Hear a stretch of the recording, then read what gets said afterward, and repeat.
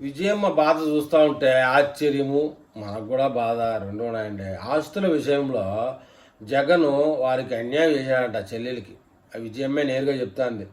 YS Jagan Sharmila ఆస్తులపై విజయమ్మ కీలక ప్రకటన చేశారు. వైఎస్ఆర్ ఉన్నప్పుడు ఆస్తుల పంపకం జరగలేదు. అన్ని ఆస్తులు నలుగురు మనుమలకు సమానంగా పంచాలని ఆయన చెప్పేవాడట.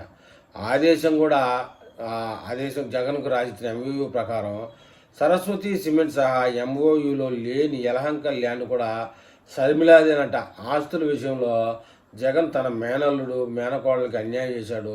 జగన్ ఎప్పటికైనా న్యాయం చేస్తాడని అతనికి తల్లిగా ఆశిస్తానని పేర్కొన్నారు.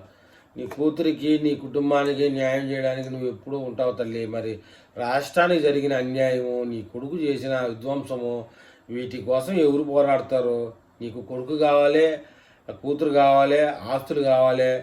ఈ ఆస్తులు ఏమన్నా కష్టపడి పొలంలో దిగి సంపాదించాడైతే మీ ఫ్యామిలీ ఇలా కాదమ్మా. సునాయాసనంగా రాజకీయంగా సంపాదించారు కాబట్టి మీరు ఇప్పుడు ఇబ్బందులు పడుతున్నారు. మరి ఆ విషయం జగన్మోహన్ రెడ్డి ఎప్పుడు తెలుసుకుంటే అప్పుడు బాగుపడతారు. ఏది ఏమైనా అటు రాష్ట్రంలో ప్రజల గురించి కూడా ఆలోచించలే.